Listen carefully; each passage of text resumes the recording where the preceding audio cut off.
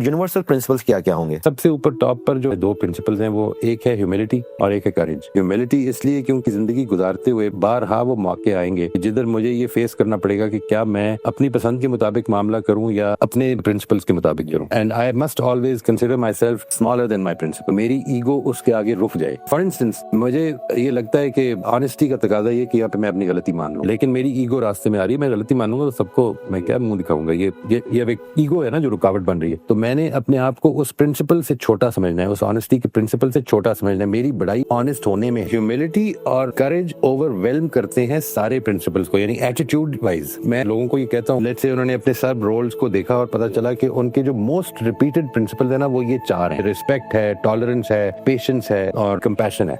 मैं उनसे ये कहता हूँ कि ये जो दो प्रिंसिपल हैं ये आप मेरी तरफ से सबने ऐड कर लेने हैं। आपको हर मौके पर अपने आप को अपने पसंद किए हुए प्रिंसिपल से छोटा समझना है। ये है ह्यूमिलिटी। आपकी प्रिंसिपल के ऊपर अमल करने में ये मसला कई दफा पैदा होगा जिंदगी में कि नुकसान उठाना पड़ेगा, तो वो करेज चाहिए। अच्छा, मुझे अब बात समझ आई। यूनिवर्सल प्रिंसिपल्स हैं, उनको आगे बढ़ाने के लिए और उनमें एक्चुअल अपनी लाइफ में वैल्यू क्रिएट करने के लिए आपको दो एट्रीब्यूट्स चाहिए। दो एट्रीब्यूट्स चाहिए, एक ह्यूमिलिटी और एक करेज। तो और असल में ये बड़ा आप सही कह रहे हैं, क्योंकि हर इंसान को पता है, सच बोलना है, जो आपकी मिसाल दे रहे हो, हर इंसान को पता है कि शायद मैं यहाँ पे ज्यादती कर रहा हूँ, लेकिन कई बार जो है हमारी ईगो सामने आ जाती है कि यार मुझसे गलती होगी तो मैं बच्चे के सामने थोड़ी मानूंगा, और फिर उसको मानने के लिए करेज चाहिए आपको। एग्जैक्टली। और ह्यूमिलिटी ये जानने के लिए चाहिए बार बार कि यार नहीं, मुझे ये माननी है गलती। मोइज़ भाई, मैंने इससे ये सीखा और ये बड़ा इंपॉर्टेंट है, और ये हमें लगता होगा कि हमें पता है, लेकिन अगर हम इस प्रोग्राम से कुछ सीखना चाहते हैं तो ये है कि पहले तो हम दोबारा से लिख लें कि हमारे बुनियादी यूनिवर्सल टाइमलेस प्रिंसिपल्स क्या हैं, जिसमें हमने ऑब्वियसली रिस्पेक्ट की बात की, टॉलरेंस की बात की, पेशेंस की बात की, कंपैशन की बात की,